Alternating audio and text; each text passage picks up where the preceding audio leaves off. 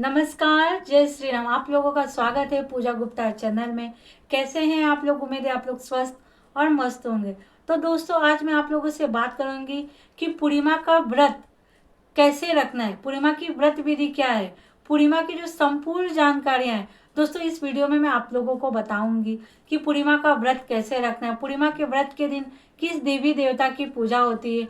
अगर आप पहली बार पूर्णिमा का व्रत उठाना चाहते हैं तो किस पूर्णिमा तिथि से उठाना चाहिए, पूर्णिमा के व्रत में शाम के समय चंद्रमा की पूजा कैसे करना है, पूर्णिमा के दिन अगर आप फलाहार का व्रत रखते हैं तो किस चीज़ों का सेवन करना चाहिए और पूर्णिमा का क्या महत्व है। तो दोस्तों, ये सब जानकारी मैं आपको इस वीडियो में दूंगी, तो प्लीज़ इस वीडियो में अंत तक अवश्य बने रहिए। अगर आप लोगों को ये वीडियो अच्छा लगता है तो प्लीज़ वीडियो को लाइक कीजिए, सब्सक्राइब कीजिए और दूसरों में अवश्य शेयर कीजिए। तो चलिए दोस्तों, अब शुरू करते हैं। देखिए दोस्तों, पूर्णिमा का क्या महत्व है। देखिए, हमारे हिंदू धर्म में जैसे कुछ तिथियों का विशेष महत्व होता है, जैसे पूर्णिमा हो गया, अमावस्या हो गया, एकादशी हो गया, ये सब तिथियों का विशेष महत्व होता है। पूर्णिमा का जो व्रत होता है भगवान शिव जी का प्रिय वह होता है पूर्णिमा। इस दिन भगवान शिव की विशेष पूजा की जाती है। दोस्तों, इस दिन पूर्णिमा के दिन भगवान शिव की पूजा की जाती है, भगवान विष्णु की पूजा की जाती है। इस दिन पूर्णिमा के दिन माता लक्ष्मी और चंद्रमा की पूजा की जाती है। दोस्तों, कहा जाता है कि पूर्णिमा के दिन चंद्रमा अपनी चारों कलाओं में होती है। इस दिन ये भी कहा जाता है कि पूर्णिमा के दिन माता लक्ष्मी भ्रमण करती है। तो दोस्तों, पूर्णिमा तिथि जो होता है इस दिन सत्यनारायण भगवान का कथा सुनना भी बहुत अच्छा होता है। तो इस दिन जितना हो सके सभी लोग सत्यनारायण भगवान कथा भी अवश्य कराइए। तो पूर्णिमा का तिथि बहुत ही विशेष होता है, सभी को इसका व्रत रखना चाहिए। अब चलिए दोस्तों, जानते हैं कि पूर्णिमा का व्रत किस किस को रखना चाहिए। वैसे तो देखिए, पूर्णिमा का व्रत सभी लोग रख सकते हैं, लेकिन अगर विद्यार्थी पूर्णिमा का व्रत रखना चाहता है तो वो भी रख सकता है। एक पत्नी अपने पति के लिए भी रख सकती है, पति पत्नी भी इस व्रत को रख सकते हैं साथ में, जो बहुत ही अच्छा है। एक माँ अपने पुत्र के लिए, अपने संतान के दीर्घायु के लिए भी रख सकती है। एक पति अपने पति के लंबी उम्र के लिए भी यह व्रत रख सकती है। ये व्रत दोस्तों धन धान्य सुख समृद्धि सभी के लिए है ये पूर्णिमा का व्रत। दोस्तों, पूर्णिमा का जो व्रत है ये बहुत ही उत्तम है, बहुत ही हमारे शास्त्रों में पूर्णिमा का व्रत बहुत ही श्रेष्ठ माना गया है। तो जो भी मनुष्य पूर्णिमा का व्रत रखता है उसके जीवन में कभी किसी चीजों की कमी नहीं होती, उसको सुख सौभाग्य समृद्धि प्राप्त होता है दोस्तों। तो देखिए, अगर आप पूर्णिमा का व्रत उठाना चाहते हैं तो हम पूर्णिमा का व्रत किस दिन से उठाएं। तो देखिए, अगर आप पूर्णिमा का व्रत उठाना चाहते हैं तो देखिए, कार्तिक पूर्णिमा, जो कार्तिक मास की जो पूर्णिमा होती है आप उससे उठा सकते हैं, या माघ मास की जो पूर्णिमा होती है इसे माघी पूर्णिमा बोलते हैं, आप उस दिन से उठा सकते हैं। चैत्र मास की पूर्णिमा आती है आप उससे भी उठा सकते हैं। तो दोस्तों, वैशाख मास की जो पूर्णिमा होती है उस दिन से भी आप अपना व्रत उठा सकते हैं। देखिए, ये सब जो पूर्णिमा की जो तिथि बताई हूँ ना, ये बहुत विशेष होता है। तो अगर आपको पूर्णिमा का व्रत उठाना है तो आप इन तिथियों से भी पूर्णिमा का व्रत उठा सकते हैं, जो बहुत ही अच्छा होता है। बस एक बात का याद रखिएगा कि उस साल मलमास वगैरह न लगा रहे, तो आप पूर्णिमा का व्रत उठा सकते हैं। बस आपको इन बातों का ध्यान रखना है। और वैसे तो पूर्णिमा का व्रत सभी लोग रख सकते हैं, ऐसा कुछ है नहीं। और आपको जो मैंने आपको तिथि बताया उस दिन से आप उठा लीजिए।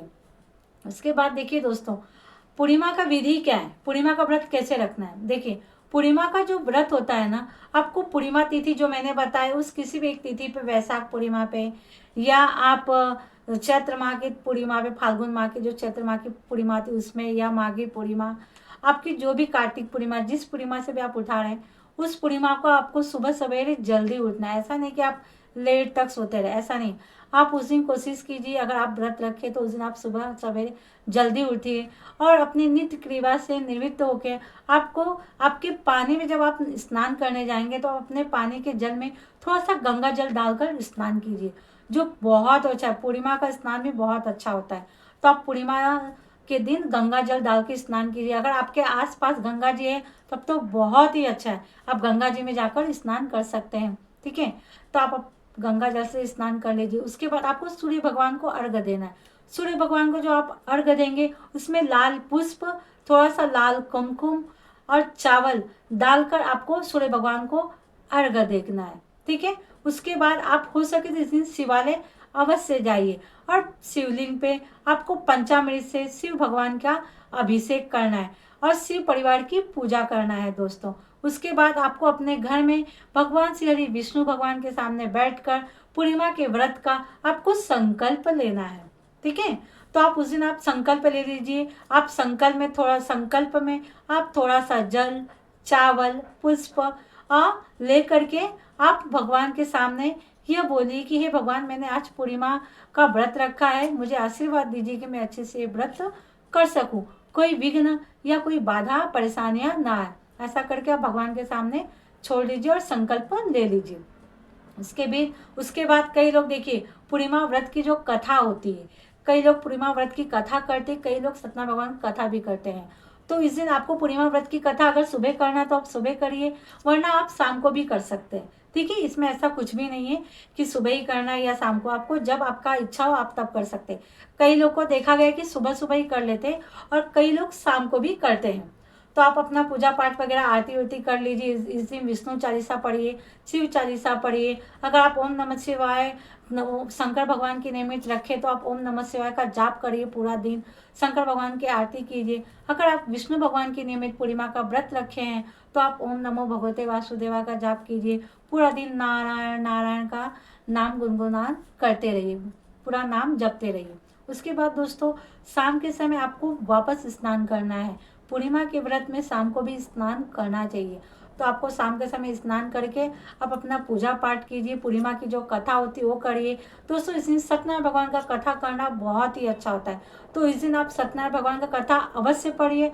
आप स्वयं भी पढ़ सकते हैं या किसी ब्राह्मण को भी बुला के आप सत्यनारायण भगवान का कथा कर सकते हैं। जो सत्यनारायण भगवान का कथा पूर्णिमा तिथि पे बहुत ही अच्छा होता है, तो आप देख लीजिए। आप स्वयं करना चाहते हैं तो आप स्वयं भी कर सकते हैं या ब्राह्मण को भी बुला के आप सत्यनारायण भगवान का कथा कर सकते हैं। उसके बाद आपको चंद्रमा, पूर्णिमा में चंद्रमा का पूजा करना बहुत ही अच्छा होता है। पूर्णिमा में अगर चंद्रमा का व्रत पूजा नहीं किए तो फिर उसका कुछ मतलब नहीं है। तो आपको चंद्रमा का विशेष पूजा करना है। तो उस दिन आप चंद्रमा जी का पूजा कैसे करना है, एक चांदी का लोटा ले लीजिए। अगर चांदी का लोटा नहीं तो ऐसा कोई बात नहीं, आप घबराए नहीं, आपके पास जो भी लोटा है ना, आप वो स्टील का लोटा आप ले लीजिए।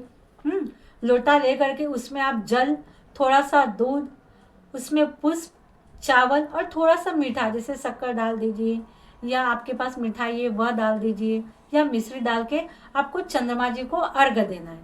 ठीक है, लेकिन याद दीजिए कि जब आप अर्घ देंगे उस समय वह जल आपके पैर पे नहीं गिरना चाहिए। हाँ, कुछ तोप या कोई गमला वगैरह रख लीजिए कि उसमें जाए, उसका छींटा आपके पैर पे नहीं आना चाहिए। इस बात का आप ध्यान दीजिए।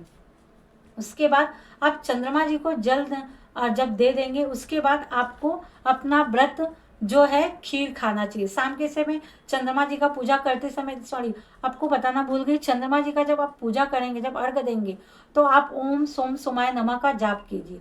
ठीक है, या ओम नमः शिवाय का आप जाप कर सकते हैं। तो इन बातों का ध्यान रख लीजिए। उसके बाद कई लोग फिर रात के समय आप खीर भी खा सकते हैं। देखिए दोस्तों, पूर्णिमा में खीर का भोग भगवान को अवश्य लगाइएगा।